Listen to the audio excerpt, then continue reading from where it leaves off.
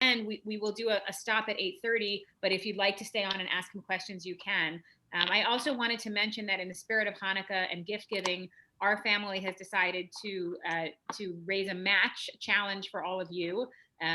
So up to a $60,000 that we can get raised tonight in honor of Dr. Rick's great work will be matched by the Gerson. So we're hoping to get to $120,000, which would be enough to completely change the lives and really save the lives of 4 worthy individuals who would go on to lead very, very healthy and happy lives after that. So that would be amazing. And there will be information in the chat about where you can donate. We want you to do it by midnight because we always say in our house that the deeds of the righteous are done in haste. So if you feel so moved, please join us in celebrating Dr. Rick as part of your Hanukkah celebration tonight. I think I covered all of that. So with no further ado, please light your shamash and we will get started. I guess people can unmute for this and we'll just have a cacophony of voices and we'll see how that goes. Everyone ready? Okay. Sure. Here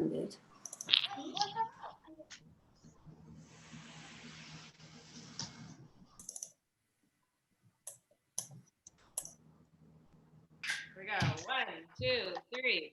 Baruch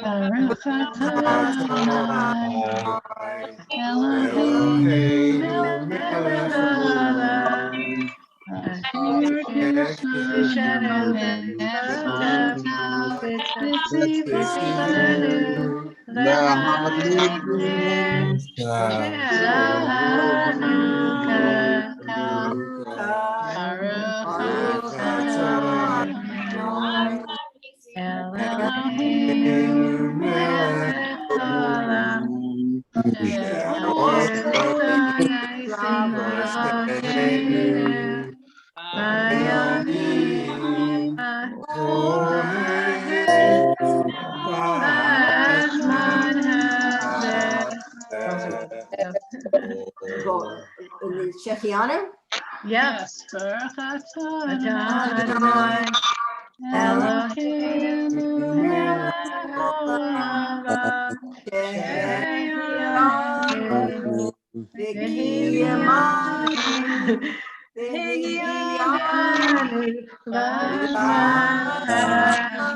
Happy Hanukkah.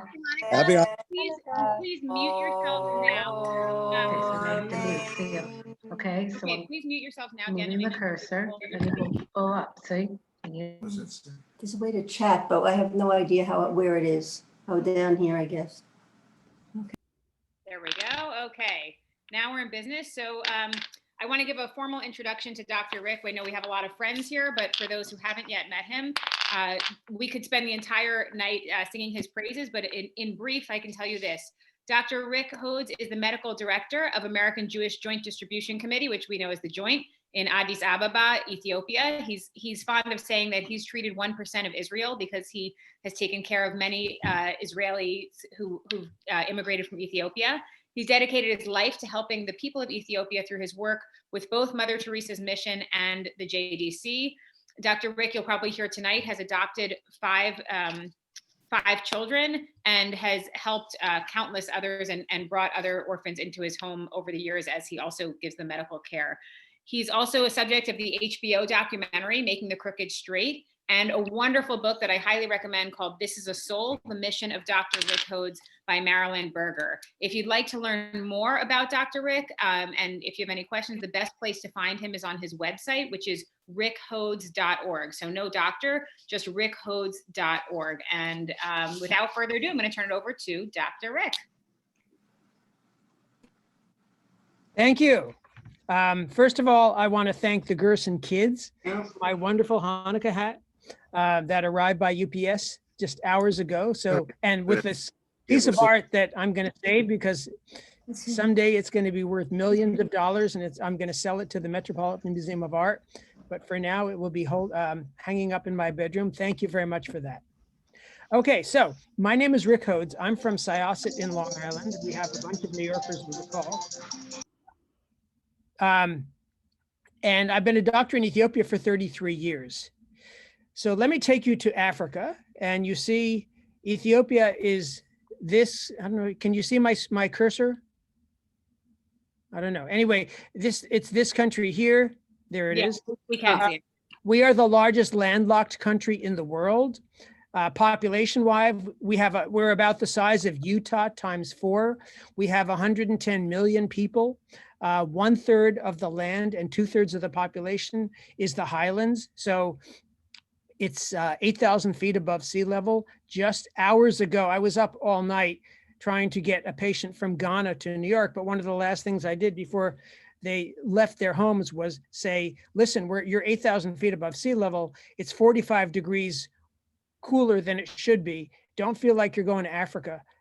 Dress warmly. So here we are in Ethiopia. I live in Addis Ababa, which means new flower, and it is our capital. I live within walking distance of the airport. So there's not many cities of 6 million where you can just walk out of your house and walk 20 minutes down the road and board an international flight, but I can actually do that. Okay. They're telling you about the land. It's really in the rainy season, which is the summer. It's quite beautiful. Here we are. Here we're overlooking the town of Gondar in the northwest part of Ethiopia. There are castles. We have a castle in Gondar built by King Faisal in the year 1500. There's not a lot of castles in Africa, but we have one. Okay, if you want to buy a chicken in the town of Gondar, you don't go to Safeway. You go to this guy who's standing on the street and you bargain back and forth and he will say it's 50 birr. And you'll say, no, it's not worth 50, it's worth 40. And you'll settle at 45. And these are live chickens. So then you carry it home like a stalk of celery upside down. And at home, the Ethiopian custom is men have to slaughter animals. Women do not slaughter animals. So some guy in your house will slaughter the chicken and then you will cook it. Chicken is the national dish. So like what we would consider Thanksgiving turkey, for them, it's the Easter chicken. Yeah, they call it Fasika Doro. Okay. We have a Jewish life as well. The guy holding the lulav is our Chabad rabbi, who is a French Israeli. If you saw this in New York City with somebody driving around with a pickup truck and a sukkah in the back, you wouldn't think anything of it. But when you see this in the streets of Addis Ababa, it's really something to see. And the sign actually says, long live the Rebbe, King Mashiach, forever. And this is the guy next to him is a Muslim gentleman who was walking down the street, and the rabbi said to him, "Son, come get in the picture." And we took this picture. We have a Jewish community. We have lots of Christians. We have half of the country is Ethiopian Orthodox. This is one of the most amazing things in the world. This is Lalibela. It's a dozen churches carved out of solid rock 800 years ago. And you can see that whole thing is one big rock, and it's carved down about 80 or 100 feet. And that whole church inside is hollowed out. This was done 800 years ago with chisels. So it's quite amazing. Actually, if you ask Ethiopians, they'll tell you the real story. The real story is that King Lalibela did it all alone during the day, and at night, the angels would come and finish his work. This is just a rural church, and these are all over the place. There's probably literally 500,000 or 1 million Ethiopian men who are Orthodox priests. This is just one happy kid. Okay, so I've been a doctor in Ethiopia for 33 years. I started out teaching at the medical school, and I was teaching at the medical school from 85 to 88, right out of my internal medicine residency in Baltimore. And so I was teaching cardiology and infectious disease. It was a new spectrum of disease for me. Then I left to take a job with the World Health Organization, but there was a revolution in Burma and my job got canceled. A couple of years later, I went back to Ethiopia in 1990 to work for the JDC and to be the doctor for the Ethiopian immigrants to Israel. So as Rabbi Erica said, I've been the doctor for 1% of Israel before they became Israeli. I also started volunteering at Mother Teresa's mission, and that changed my life and changed my medical practice and changed my family in every way. So let me talk a bit about that. So one day I was at Mother Teresa's mission and I met these two guys.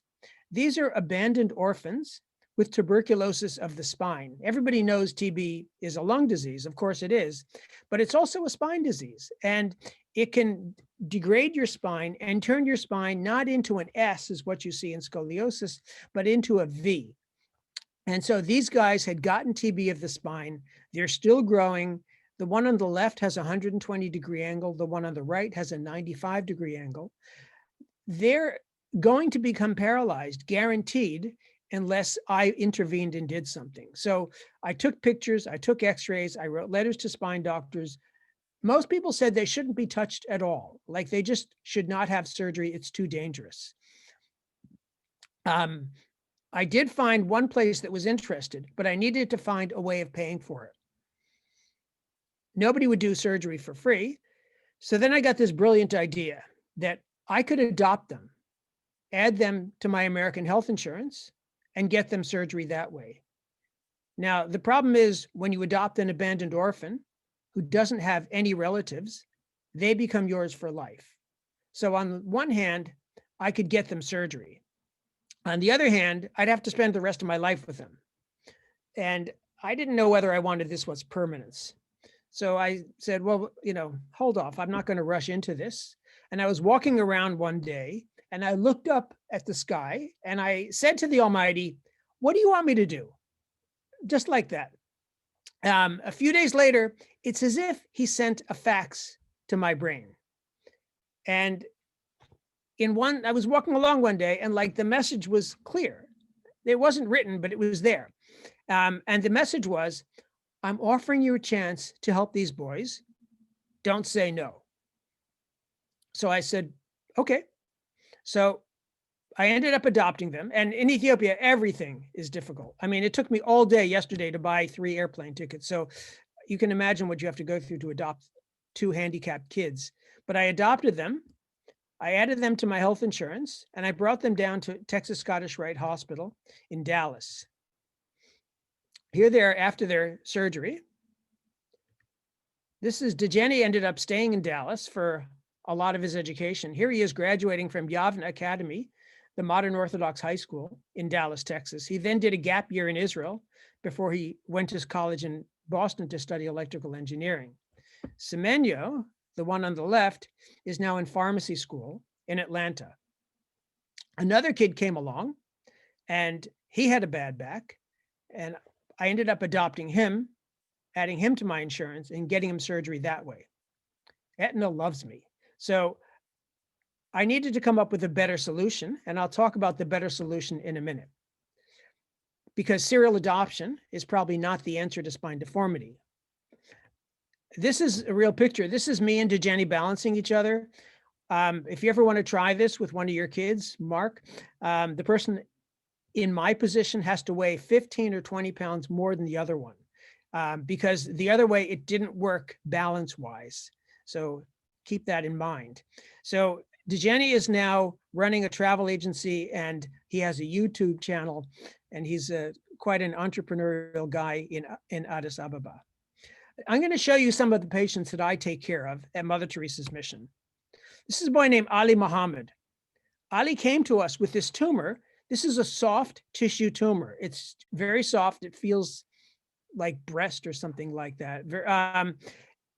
And it's growing by the day. So every day you could see it's getting bigger. This is going to close his mouth. It's going to close his nose and he's going to suffocate and he's going to die. I didn't want that to happen. I didn't even have a chance to do a biopsy. So I said, the only thing this could be is something called Burkitt's lymphoma. So I went to the local pharmacies, like 8 or 9 pharmacies. I made a list of every chemotherapy that they had in stock.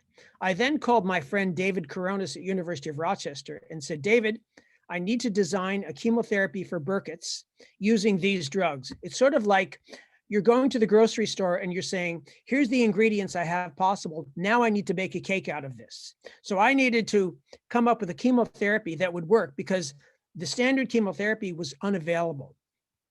So here we are. He was an orphan. He had a grandfather.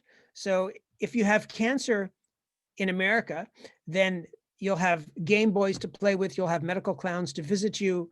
you'll have a lot of entertainment. In Ethiopia, you're very lucky to have a clean room, a bed, and a bucket to vomit into. And that's how he lived.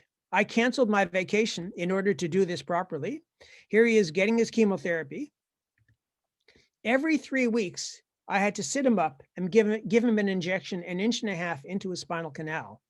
This is called intrathecal chemotherapy. One day I was doing this and somebody came in, another one of the patients at Mother Teresa's mission, and said, "Oh, you poor guy, you have cancer. That's terrible. That's terrible. I feel so bad for you." This kid's grandfather turned to me and said, "Are you kidding? We're the luckiest people in Ethiopia because people at other hospitals just die of this stuff. We get this American doctor who's giving us the best medicine in the world, and I think it's going to work." So here we are, and I did this every 3 weeks, no anesthesia. Here he is when he finished. So $1,200 of Indian generic drugs that I purchased over the counter. I mean, I have a license, obviously, but I purchased it from the pharmacy. I gave it to him, and he turned into a normal kid. I got a call one day from a Catholic nun, and she said, "Dr. Rick, you have a reputation that you can help kids. I have a kid that needs helping." He was mauled by a hyena. And she said, he's lost his scalp, he lost his eye, he lost his ear, and he lost the top of his jawbone. Can you help him? I can send you pictures. I said, "No, I don't want pictures. I need to see the kid. I need to examine the kid. I need to do better x-rays and so on." So she sent me the kid and we sat to take a history. The story was he was outside of his mud hut playing and with 2 boys, and a hyena came and attacked. The 2 boys were bigger. They ran away. He was the smallest one, and the hyena just mauled him. His father heard some screaming. His father stuck his head out the door. He saw the hyena attacking his son. His father said to himself, "If this hyena is going to kill my son, he's going to have to kill me first." And my translator turned to me and he said, "I think this is the definition of unconditional love." So the father, risking his own life, went and he started fighting with the hyena. The hyena ran away. He thought his son was bleeding to death and dying. He picked up his son and he got himself to Atat Catholic Hospital, about 45 minutes away, thinking his son was dead. The nuns revived him. They gave him IV fluids, cleaned up his wounds, and he lived there for 6 months, but he needed major surgery. So then they called me and they said, "Can you help him?" So they sent me this kid and I said to myself, "Oh my gosh, what a headache. This kid needs $100,000 of plastic surgery. How am I going to do this?" That night, I had friends from Dallas visiting, and it was actually Dejani and Semenyo's host family. And I said to them, I was just talking. I said, "You wouldn't believe this kid I got today. He was mauled by a hyena. He needs so much surgery. I don't know what to do." And Ron Romander said to me, "Rick, I'm very active in this organization called Friends of the Western Galilee Hospital. Send me the information. I'll send it on to Western Galilee." So I sent him the information. He sent it on to Western Galilee. The next day, the head of the hospital called me up and he said, "Dr. Rick, we want this kid. Can you get him to us?" And I said, "Yeah." Now, again, every step is an adventure, but we went, we got him a passport. We got him a visa. Okay. You can see his State of Israel visa with his eyes covered. They said to me for the picture, they said, we need to see both eyes. And I said, "You're going to see a bloody eye socket." And they said, no, forget it. So they allowed us to take the picture this way. While we were in the visa line, the Israeli ambassador telephoned me. Her name is Balainish. She herself left Gondar when she was 12 years old in Operation Solomon. She came back as Israel's ambassador. So she speaks the language and she understands the culture perfectly. She said, "When you finish, come into my office." So we went through security. We went into her office. We were sitting and drinking tea. She said to me, "Rick, stay where you are. I'll be back in a minute." She walked out of her office. She walked into her house. 5 minutes later, she came back with 2 pairs of pants and 2 shirts. And she said, "I have a son the same size. Wear this in Israel. It'll give you something to wear." So on the way out, this gentleman said to me, "Doctor, what kind of ambassador gives you clothes from her own kids?" And I said, "A Jewish mother." And he says, he just shook his head like he was just astonished. So they went off to Israel, was 9 weeks in and out of the hospital. At one point, they had to fix his jawbone. So they took part of his ribs. They made a computer model. They took part of his ribs. They attached it. They made a new jawbone, and he needed to be perfectly still for 9 days. So they said to the dad, "We're going to put your son asleep for 9 days.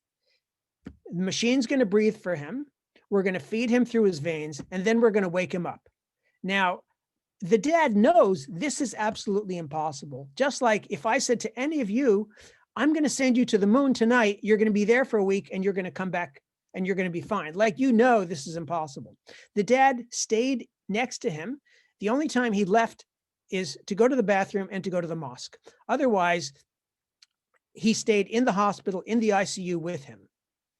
And as the dad tells the story, he says, 9 days later, his soul returned to him and he woke up. And the word for soul in Amharic is nefs. The word for soul in Hebrew is, we all know, nefesh. So his nefs returned to him and he woke up. This guy came back to Ethiopia with more clothes than Imelda Marcos has and became Israel's best ambassador. He was on television talking about the amazing care that he got in Israel. And this word of this spread all over the country. They actually started giving discounts in the Afar area, Muslim area, to Israeli tourists in thanking them because we saved the life of this kid. And there he is. Okay. I just want to interrupt for 1 second, Rick, to remind people to think about something we talk about in our house a lot is angels. And I feel like talking about angels and miracles and Hanukkah, one of the things that always strikes me in your stories is the amount of you could call it luck or chance encounters, but even just in that one story, the number of things that fell into place. It always seems to be that you have just the right person come into your life when you need to do a certain thing for a certain child, but also for these patients, they get to just the right place at just the right time. And I think it's just a wonderful reminder for all of us that there's opportunities if you're willing to actually just do something about it, even when it feels like it's insurmountable. So just a lens to continue to listen to these amazing stories with. Keep going. Erica, just yesterday, it took me all day to buy 3 airplane tickets to bring Jill Seaman's patient from Ghana to Addis to South Sudan. And Ethiopian Airlines does not allow credit card payments for tickets from Ghana. And it seemed like the whole thing was impossible. I ended up making 10 phone calls in Ethiopia. It didn't work. In last ditch effort, I found the telephone number of the station chief in Washington, DC.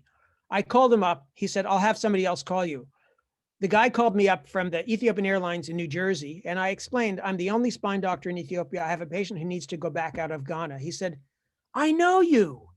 You're a wonderful guy. You helped this kid in Los Angeles. Of course, I'll take your credit card." And, like all day long. And this guy just solved the problem.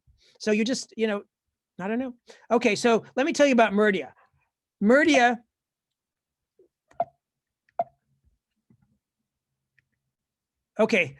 is she happens to be Muslim, but she doesn't dress this way. I put her into a burqa. Why did I put her into a burqa? That's her CAT scan, okay? And so the round thing with the septations that looks like bits of an orange, those oval things, that should not be there. So that's a tumor bigger than an orange, which is popping out her eye. I understand this is a tough picture to look at, but this is how this woman was living, getting worse for 10 years. Okay, why is this woman alive right now? This woman is alive right now because I pray every morning and I put on tefillin, which is one of the commandments of the Torah. And I was in Minneapolis, Minnesota, and I overslept. And I didn't have a chance to put on tefillin that day. So, this happens to all of us sometimes. You throw your clothes on, you brush your teeth, and you run out. And in my case, I put my tefillin into my backpack. So after my first meeting, I said to the guy taking me around, "Do me a favor, let me just do shachrit properly. We have an hour, take me to a synagogue." So I walked into this Orthodox synagogue and I sat down and I'm putting on my tefillin and I say to the guy next to me, "Hello." And he says, "Hello." And I said, I'm just, making conversation with a stranger. I said, so what do you do here in Minneapolis? He said, I'm a doctor. And I said, oh yeah, what kind of doctor? And he said, well, it's very specific. It's called skull-based neurosurgery. And I said, oh, that's interesting. I said, I'm a doctor in Africa. Let me show you something. And I showed him these images. And he said, oh my gosh, I've never seen anything like this. I would love to help you. Because of that meeting in synagogue, I ended up bringing her to Dr. Nussbaum, and she ended up getting successful surgery. Now, if you had told me the day before, Rick, make sure you put on tefillin properly tomorrow because you're going to save the life of a Muslim woman, I would have said, no, that's impossible. I put on tefillin, I don't save any lives. But literally, that's what happened. So if you ever don't know what to do about something in your life, go to your church, go to your synagogue, say hello to the person next to me. You never know what's going to happen. So all I wanted to do is put on tefillin that day, but here, this woman has a new life because of it. And another story like that, somebody said, oh, there's a doctor in Germany who can help your patient. This is a CAT scan. Everything above the upper teeth looks okay. Below that, it looks like a bowling ball. This is how this poor lady is living. This is a very huge jaw tumor growing for 10 years. This is called an ameloblastoma. And again, she has to, in order to eat, it's very embarrassing. She has to push food up over that. And it's a terrible, degrading thing. I found a doctor in Germany who could operate and would do it for free. He raised the money to pay for the surgery. His hospital said they wanted 15,000 euros. He raised 35,000 euros. And we had a bit of a revolving fund. We did several patients, but here's our first. Now, Lufthansa had said to me, if she's not covered properly, we're not going to let her on the plane because the people around her won't be comfortable. We went out, we bought her a burqa, and she and I got on the plane. Here she is now. This woman is now a housemaid, a nanny for a German diplomatic family. She lives in Geneva, Switzerland. She speaks Amharic, she speaks German, and she speaks French. Okay, let me talk about some of my spines. This is a guy whose name is Sintayo. Sintayo means how much do I see? He had this terrible, terrible back. And that's a 3D reconstruction of his spine. I know, Erica, your kids like looking at the bones. And they're saying, we saw that. We know this one. Yeah, you know this guy. So this is how he was living. And the problem was his lung capacity was only 8% of what it should be. So if this guy gets pneumonia, he has no reserve and he's going to die. This is 330 cc's. This little can is his lung capacity. So he's not going to, if he gets pneumonia, that's it, because he has no reserve. And so we sent him to Ghana. Now here he are. Okay, here's the two of us. Now take a look. Our belts are the same level. Okay, so we should really be the same size. But look at my chest. Look at his. Look at my right shoulder and look at his left shoulder. There's like 10 inches difference there. So I brought him to Ghana. We put him into traction, and you guys will know about traction in a few minutes. Here he is before. Here he is after 4 months of traction. Then he had some big time surgeries, lots of rods, lots of screws, and there he is. So we completely changed this guy's life. This guy would have died. He's now a civil engineer, and he's working for an NGO, and he's volunteering and helping others, and he's lecturing about his life, and he's writing for my website. Like, we completely transformed him into we just gave him a whole new opportunity because of our program.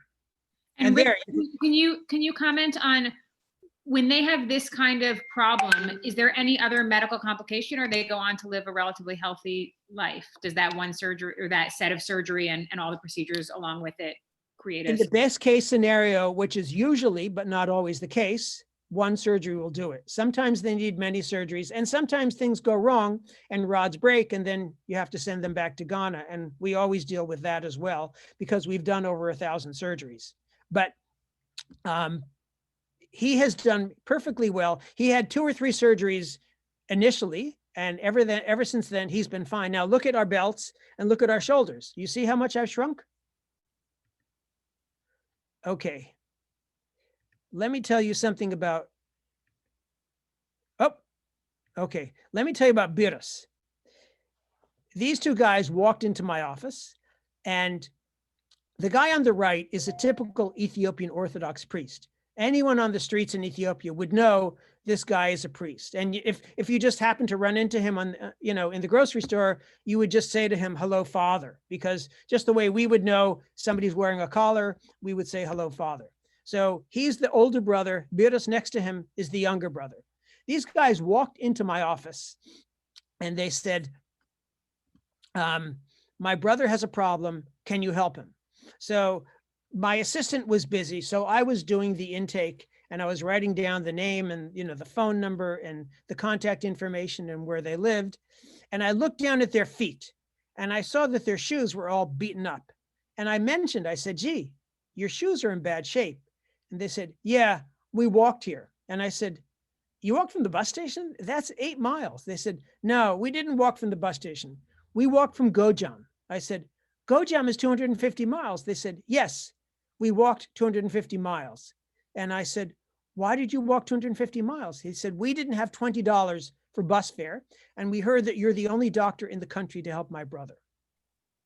So I was just amazed at this. So then I asked the obvious question, where did you sleep at night? Because there's hyenas. You can't just sleep outside. And he said to me, Xavier Engida. Xavier Engida means guest of God. Now, but what he was describing is a whole Ethiopian cultural hospitality system, which has hardly ever been written about in English, but it's a very important part of the culture, that in the highlands of Ethiopia, you can knock on any door and you can say, Xavier Engida. That means I'm a guest sent to you by God. They will open their house. This is like swearing on a Bible. They will open their house. They will let you in. They will cook you a big meal. They'll give you a place to sleep, which may be the floor. They're going to give you a basin of water and soap to wash your feet. And they're going to show you out in the morning. They did this 8 nights in a row. Nobody said no. Okay. So, and the Muslims have the same thing. They call it Allah Engida, guest of Allah. So here's the guy. That's his spine. Now, you see the line, the curved line there? That's a fusion. So you can see that this is called a congenital scoliosis, and a bunch of his bones were fused together. They didn't form properly when he was in utero. And again, here's his bones. That just shows you what his skeleton looked like. This is the 3D reconstruction of his CAT scan. So we sent him off to Ghana, and that's how he came back. And just to show you, he has lots of hardware as well. Now, how did he hear about me? He was in a program for handicapped kids to learn to be a tailor. Do you know the word for tailor in Amharic? This is wonderful. The word for tailor is singer. Do you know why? Singer sewing machine. So he was studying to be a singer. And somebody in the class said, I had a back like yours, and now I'm okay because of this guy, Dr. Rick, and the JDC Spine Program. Find him in Addis Ababa. Biros said to him, I don't believe you. You have a normal back. And he said, wait a minute. So they went to a private place. He took his shirt off. He said, okay, I believe you. He said to his brother, take me to this doctor. His brother said, we don't have $20 for bus fare. We're going to have to sell a cow. Sell a cow is like selling your car. And so the brother's wife said, you are not selling the cow, like under no way, over my dead body. So they said, okay, we'll walk. So they walked for 8 days to get to us. And it just shows you the amazing kindness of Ethiopian poor people to other poor people, that they had literally $7 in their pockets when they left. They still had $7 because they would meet people on the way, and poor people walking would give them money because they saw that they had it worse and they wanted to help them. This is just amazing, amazing kindness. And so here he is. So then he gets his surgery, comes out back with a back like that. And then I told the story to Alan Rothenberg, one of my board members, and he said, well, Rick, he needs a sewing machine. He handed me $800 and we bought him a sewing machine. So now he opened up, there he is in my house. That's my nephew. And here he's sewing. Now COVID came along. What did he do? He opened up a mask factory, and he sent me an email saying, the only reason that I am good right now is because of you and the JDC Spine program. Half of what I make in my mask business, I want to donate to you to help other kids. And you can see that's what he's doing. Salam is another girl. Salam, you don't have to read all of this, but she was in such dire straits that Dr. Boachi wanted a second permission. So we wrote the permission first in Gurage language, then in Amharic language, then in English language, and she needed to sign. So here's the mom, and she's signing, but she's illiterate. So she's signing with her thumbprint. Now, look at the mother. You can feel her heart. You can feel the angst, because we've just told her if her daughter doesn't get surgery, she's going to be paralyzed. If her daughter does get surgery, she may still be paralyzed, and she might even die. She has signed permission. She talked to her daughter for 20 minutes. We arranged the phone call, and look at, you can just feel her praying and crying right there. You can just, her heart is touching us. Okay, so here's the girl. That's her back. That's her back.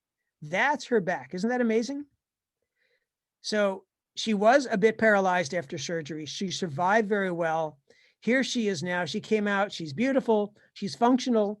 She's very vain. She wouldn't use the walker. She said, I'm walking out of the airport without my walker. She held my hand. We walked down the airport path together, and she saw her mother, and they both just started crying, and we saved her life.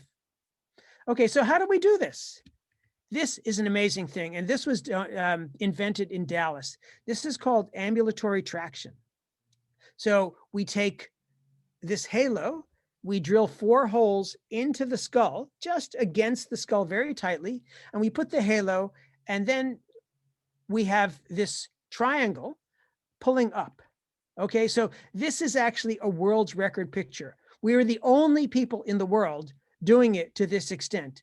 I was speaking to the top spine surgeon in Manhattan. He said at any time he has 1 kid in traction in New York City. Well, this is what we have in Ghana. I don't know, there's probably 15 kids there. And you see there's a spring system, there's a pressure gauge. You start off with 5 pounds of pressure, you go up to half their body weight, and you leave it that way for 3, 4, 5 months. Then you go ahead and you operate. And you'd think this would be painful. It only hurts for the first couple of days. Okay, I know of a case that Dr. Boachi, my surgical partner, I'll introduce him in a moment, he did this to a patient in America. The patient had very good surgery. His medical bill was $1.25 million. Okay, we do the same thing in Ghana for $30,000. So for the cost of, what is that, 3% of an American surgery, we can save a life of an African kid. Now, what do we do all day long? We sit, we stand, and we lie down. So we want them to walk. And so Ghana is a hot place. In the morning and in the evening, they're in their walking outfits. And so they're wearing their flip-flop sandals. They're attached to these movable, I don't even know what to call it, trolleys, and they're being stretched as they walk, and they walk for at least 45 minutes in the morning, at least 45 minutes in the evening. They're also being stretched when they lie down. So it used to be that if you wanted to put somebody in traction, you'd have to lie them in bed. Lying in bed for a month would make any of us go crazy, and it's even more difficult for kids. This way, they can have a bit of a normal life. They can watch TV, they can watch movies, they can play with their iPads, and they can get some exercise like this. So the only time they're not in traction is when they're in the bathroom and when they're in the dining hall. Otherwise, they just hook themselves up, and it completely changes their life. We can get about a 40 or 50% correction of the spine before we go ahead and do the final surgery. Okay, this is my waiting list. One day I just lined up everybody at Mother Teresa's Mission, and I just said, everybody stand here. I want to take a picture. And you see, that's what I'm up against. And so we started the spine program in 2006. 2006, I got 20 new spine patients, and we did 11 surgeries. And I said, oh my gosh, I can't believe how great I'm doing. Now we're getting 400 to 500 new spine patients a year, and we're doing 50, 60, 70 surgeries a year. So it's unbelievable that the progress that we've made, we are putting this disease on the map. I show up at the spine meetings, everybody knows who I am. I'm getting partners from the top spine surgeons in the world. I have another kid right now I'm about to send to Dallas for a spine surgery. I have other very specialized cases. I have one with whose legs go out at 45-degree angles. He is in Dallas in the hospital for a year and a half. They're paying for the whole thing, and he's getting a surgery every 3 weeks, which is slowly correcting things. We're completely changing this guy's life. And so that's what we're doing. Now, here's my my other partner in crime. This is a wonderful, wonderful guy whose name is Ohenebo Boakye. Dr. Boakye left Ghana when he was 18 years old. It was January. He flew to JFK. You know what New York is like in January. Ghana is 90 degrees. So he walked out of JFK airport. He walked back in 3 times before he got in a taxi and went to some address in Brooklyn. He worked his way through Brooklyn College, Columbia Medical School, top of his class. He was what they call AOA. I was not AOA. He did his orthopedic training at special surgery. He did his spine training in Minnesota, which was the best in the United States. And he became the top spine surgeon. He worked in America for years. Now he's back in Ghana, and we work together very, very closely. He's a very religious Baptist. So we were seeing patients all day long at a Christian hospital in Ethiopia called Cure. At the end of the day, I said, hey, let's take a picture. So he looked around, he says, Rick, Jesus is here. Let's put him in the picture. So we stood there, and I turned to him and I said, 2 Jews and a Christian. He thought that was the funniest thing he'd heard in a week, and he just burst out laughing. And here's the kids. So you see the guy with the Michael Jordan shirt. Michael Jordan that kid is an orphan. He was dying, and his brother, who's a wonderful guy, couldn't take care of him. I moved him into my house. I fed him, put a few pounds onto him. We sent him to Ghana. He had successful surgery, came back. He's now in 5th grade. He speaks English. He's living in my house. I'm still raising him. The guy on the far right came to us paralyzed due to a spinal cord tumor. So this guy had been completely functional. He became incontinent and unable to walk. He needed full-time care. We sent him and a full-time attendant, also known as mom, to Ghana. She took care of the kid. The neurosurgeons removed the spinal cord tumor. This kid is now okay. So that's what I do. There's a story in the Talmud about Rabbi Yeshua ben Levi, who wants to find the Messiah. And he goes to none other than Elijah the prophet. And he says to Elijah the prophet, where can I find the Messiah? And Elijah says, you'll find him at the gates of the city. And he says, what is he doing there? He says, he's sitting there. He's sitting there with the patients who have leprosy. And he says, what is he doing with the people with leprosy? And he says, he changes their bandages. He changes their bandages one by one. Now, this may not seem like such an important thing for the Messiah to be doing. Messiah has to rebuild the temple. Messiah has to return Jews to Judaism. Messiah has to bring peace on earth. But what does the Messiah do in his free time? He sits with the people who have leprosy, and he changes their bandages. For all of us who are on the ground in Africa, working long hours, seeing patients, and changing bandages, I want to thank you, because really we're one team. And these days it's easy to be a team, and I'm in Oak Ridge, Tennessee, and God knows where you folks are. And in a few months, I'm going to be back in Ethiopia, and we're going to be continuing. But we can't do anything that we're doing without support of people like you. And so it's so wonderful to know that 100 people have gotten on this call and are interested enough to hear me speak. So I just want to say thank you to all of you and wish you all happy Hanukkah. And if you're not Jewish, whatever holiday, may the God of your choice bless you. Thank you, Rick. You've performed another miracle tonight, which is, I think, at least in terms of their ability to type words, they were speechless. Everyone was just absolutely riveted by everything you had to say. So thank you. It's always incredible to hear your story. I also want to note, I think I'm not sure whether people want to be known or not known. So I just want to thank those who've written in on privately on the chat to let us know that you're making a pledge, and we will look forward to matching that. And we had also a really generous gift that already came in before the person even heard you speak, but I want to respect their anonymity. So at this point, if we have a few more minutes before we had promised to let you go. So there's a few more in the chat. Let me just see if they say. Yep, everyone agrees that you are one of the Lamed Vavniks, one of the righteous people in the world. And if anyone wants to ask a question, feel free to do so. Question from Mark. Why does a surgery in Africa cost $30,000 when it costs $1.25 million in the USA? In America, a day in the hospital costs hundreds and hundreds of dollars. In Africa, a day in the hospital doesn't cost that much. That's one big thing. The other thing is, I'm changing rooms here. The other thing is the implants are a lot cheaper. Either we get donated implants or we use Chinese implants, which are fine. The other thing is we don't pay the doctors as much. The other thing is we don't have to worry about malpractice insurance.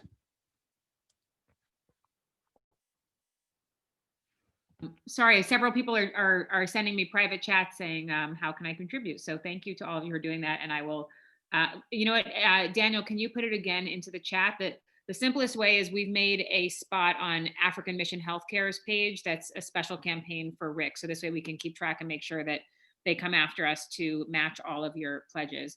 You have a question from Jenny Frewer saying, how has your work been affected by COVID? Well, I didn't know what was going to happen, so I left and I came to the United States. I have 2 full-time workers who keep on going. Ethiopia was under lockdown. We also have a civil war going on, by the way. So it's a COVID and the civil war. So Ethiopians didn't want to travel. So instead, we basically were only doing emergency cases. We also do, I didn't talk about it, but we also do some heart surgery, and we have to do maintenance therapy on our heart patients. And a lot of them are on anticoagulants, blood thinners called warfarin or Coumadin. And I FedEx that to Ethiopia, and my team keeps on doing that. So my team is still working. We're not seeing so many new patients, but we're helping the old ones. We are literally next week, because of airline prices, about to send 18 kids off to Ghana, and we're trying to restart things. And it's much more complicated now because of the COVID testing rules, but we are, by the end of the year, we will be sending a bunch of people off to Ghana for surgery. And then hopefully vaccination is going to come and life is going to be a lot more normal for all of us. Aviva wants to know if you're going to send us more pictures, but maybe we can do that separately, Dr. Rick, but she was insistent I ask you that. And a couple of questions. One from Mark Edelman. He's asking, is the conflict in Tigray still escalating? We think so. Actually, I have an orthopedic surgeon who we're about to send to Ghana for training in how to do spine surgery. But he was in Tigray. He was able to send me one message from Tigray saying he's, in every sense of the word, practicing civil war medicine. And he's operating on young men from both sides of the conflict, trying to avoid amputating their limbs. So we don't know exactly what's going on. It's hard to tell, but there certainly is some fighting still going on. There also, tragically, there's been people fleeing into churches and mosques and schools, which in a normal time could be okay, except during the time of coronavirus, it's an invitation for super spreading. So that's my fear there. And then we have 50,000 Ethiopians who fled into Sudan. So it's a bit of a mess. And Caroline Yurchek wants to know, why are there so many spine deformities in Ethiopian children?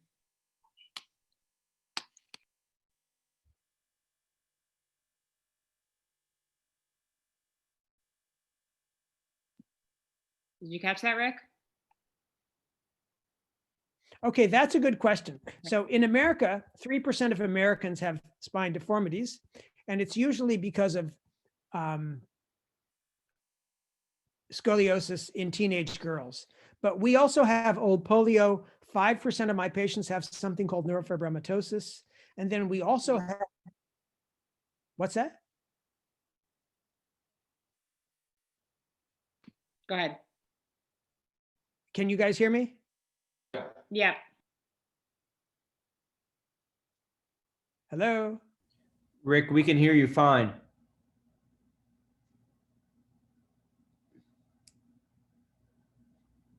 His internet connection timed out. We've lost his image. Uh-oh.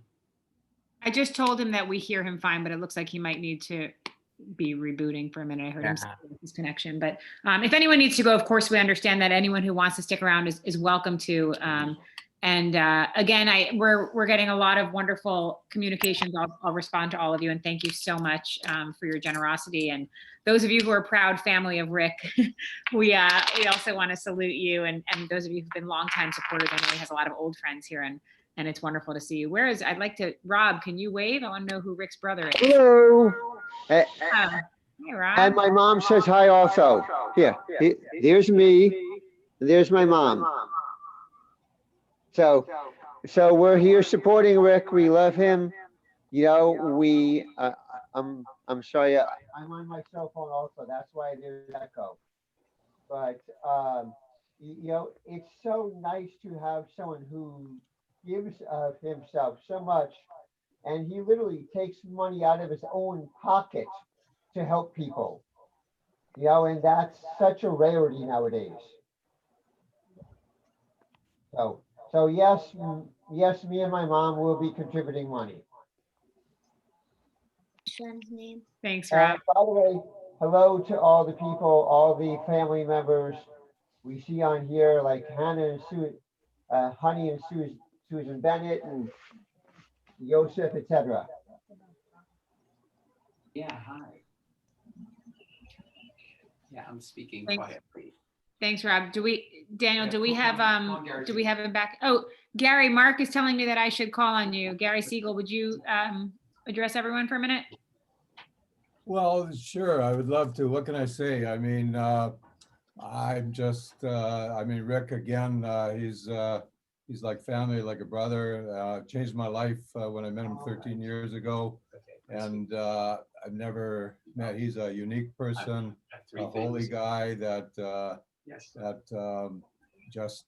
I can assure everybody that he I think he was placed on here on earth for a reason, the reason that he's doing. And he's the most selfless man who will do, go out of his way to help his people, as you know, by fostering and adopting so many kids. And every penny that is given to him goes to help a life.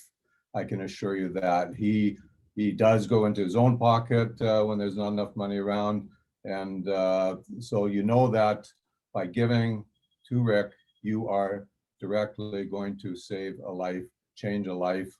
And you've heard stories that of many of his patients, and I've witnessed so many. I've been through hundreds of his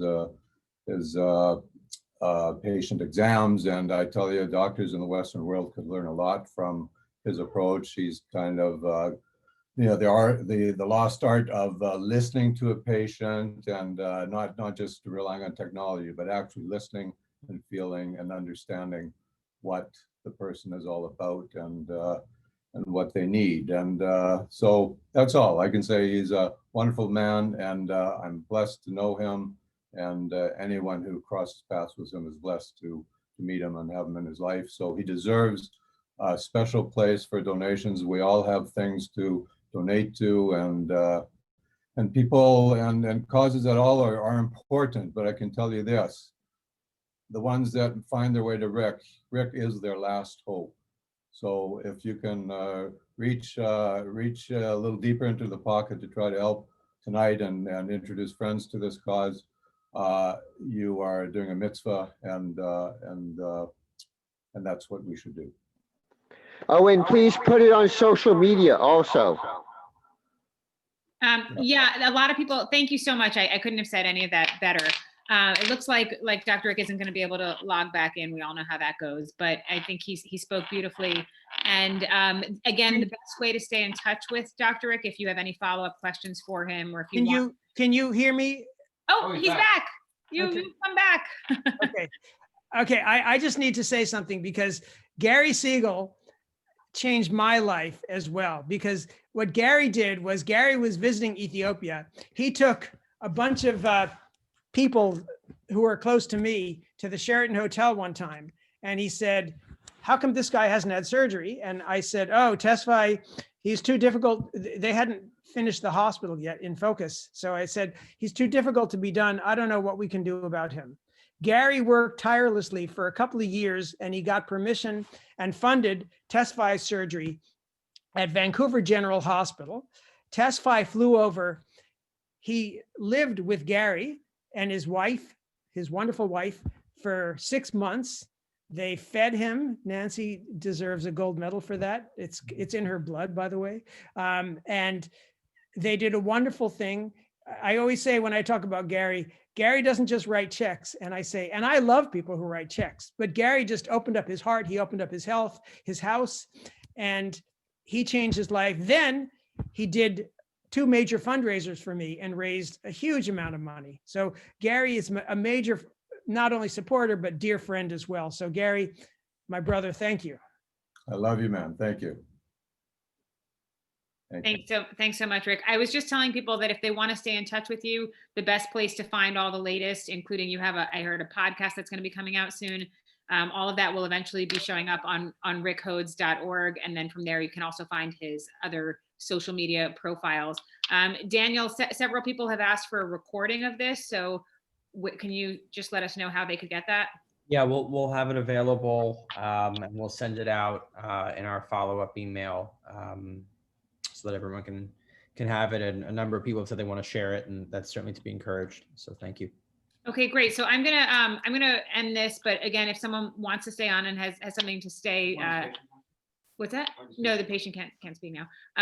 Dr. Rick is here, but everyone else can just feel free to drop off as they will. As a reminder, we would look forward to matching anything that you guys would pledge this evening before midnight. Of course, if for some reason you can't get to it before midnight, we'll make an exception, but we just feel that now is the moment when all of this wonderful information is in your head and seeping into your heart. So thank you so much. And for those who are celebrating Chag Urim Sameach, happy Hanukkah, and we wish you this season and continuing into the new year more light than darkness. One more time, people are asking how to donate. Look through the chat. It's been posted several times, and it's still there. So that's that. So I'll say thank you. And if anyone wants to stick around, Dr. Rick is here and you can unmute and speak to him. Thank you so much for coming. Thank you. Thank you. Have you figured out a way for a Canadian to donate and get a tax receipt for you?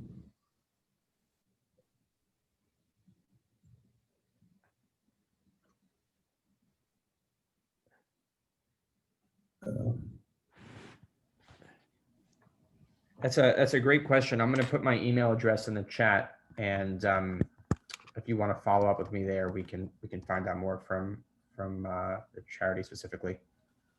Yeah. Okay. Thanks so much. I'm just looking through the chat and responding to a few people who asked me some questions about how to give. So I'll do that, but we'll see if anyone else wants to. Don't be shy if you want to talk, especially our co-hosts. Thank you so much for the idea to do this and for getting everyone here. And feel free to unmute yourselves and chat. I'd like to just say hello to my cousin Rick. From Chicago when you first started. Your work has been amazing over the years, and it is a joy to share your family. And I will definitely be putting some money on the table for you. Thank you. I have met your sons, and they are extraordinary. Thank you. Hey, Al. Oh, and thanks to my mom who's here with us as well. And she's our biggest supporter.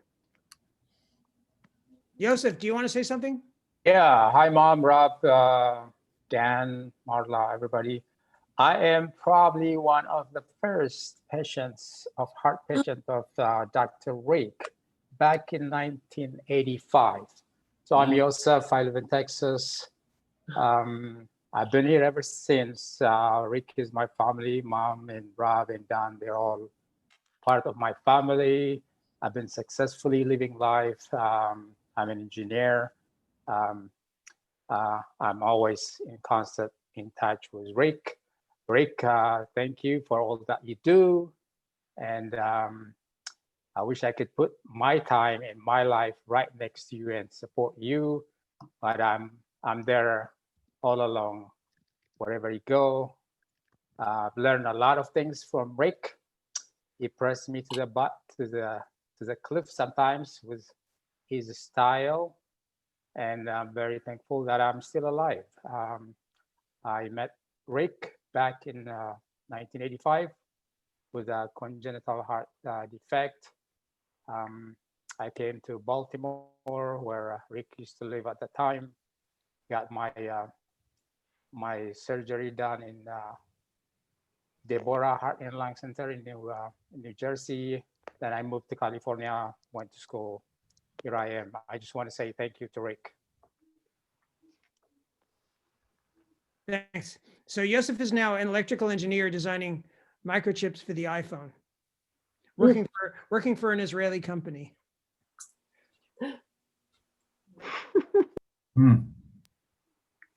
Wonderful. Beth, do you want to say anything? My mom would like to say something. Go ahead, Mom. Hey, Rick, wonderful job. You never cease to amaze me.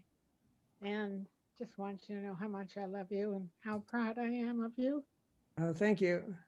And likewise, and Joseph and everyone else. Hi, Rob. So thank you. Okay. No.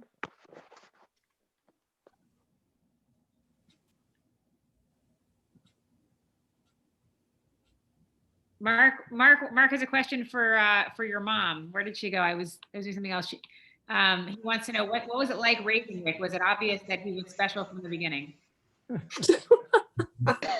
What was that? What's obvious was What? I don't know. Well, because, you know, in our family, we think Rick is, well, we know Rick is the greatest living Jew. And so we now have the unique opportunity to ask the mother of the greatest living Jew what it was like to raise him. And when did you know what you had? Well, I guess I probably didn't, because he was my first child. I thought everybody was like him. Then I found out that not everybody is the same. But anyway, he was a pleasure to watch growing up, and always had a lot of wonderful things to do. And I'm so very, very proud of him. Thank you for asking. Rick, somebody put in the chat they want to know how many children you have. I know that's a hard question. So officially I have 5. And how many people have come through your life and spent significant time as part of your extended family? Oh my God. That's what I was getting at. I can't count.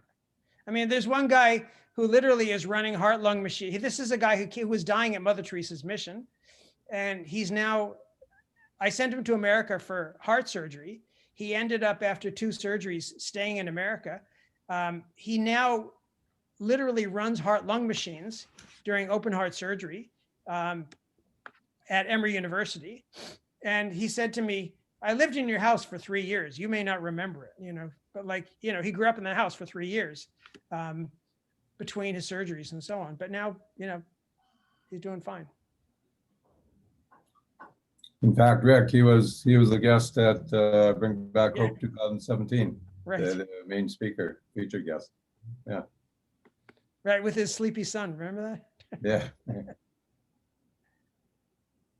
But your work inspires, that's for sure. Yeah, anyone who can host events like in Vancouver, able to get 800 people out and raised the last event $2 million. They were so inspired. So even small gatherings are great to like you're doing. This thing tonight is fantastic what you're doing. Appreciate that.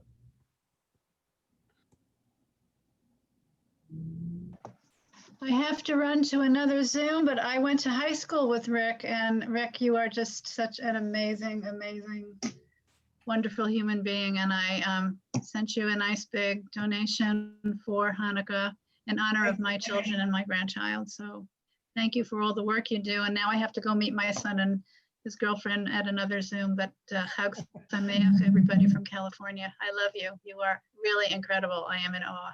Thank you so much. Thank you, Wendy, and thank you, everyone. I'm gonna end the Zoom now. And again, if you wanted to reach out to Rick, you can find his contact information on his website, rickhodes.org. So, or email. Well, do they have Daniel Jadal's email? Yeah. Oh, okay. And Daniel also put his email if you have any questions about that. So thank you, everyone, for your time and your energy and your donations. See you later. Thank you. Thank you. you. Thanks. You're overdoing it. Thank you. Love the podcast too.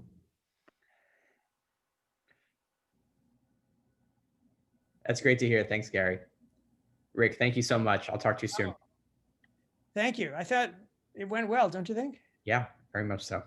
Yeah, this is amazing. Stay well. Hi, everyone. Rick. We can talk later. Oh, Ann, hi. Hi. This is my cousin. Hi, Harvey. Hi, hi. All righty. You can do a family reunion. I saw so many people online. Hey, Rick, it's wonderful seeing you. Thanks for this awesome presentation. Thank you, Harvey. And thanks for taking good care of Hannah. Oh, we love Well, having. when she was there. Yeah, we loved her. Be Hi, well. Rick. Is she OBGYN at this point? Yeah, she's doing OB. Yeah. No, Fantastic. she's a happy puppy. Great. Yeah. She'll be a very fine doctor. Yeah. Oh, thank you. But you've been like a role model for her. So thank you so much. Totally. She said to me at the end of her stay, she said, I want to tell you something.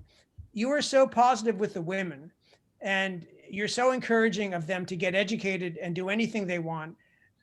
I think that's really a great thing. So I don't know, it never occurred to me that I do that, but I guess I do.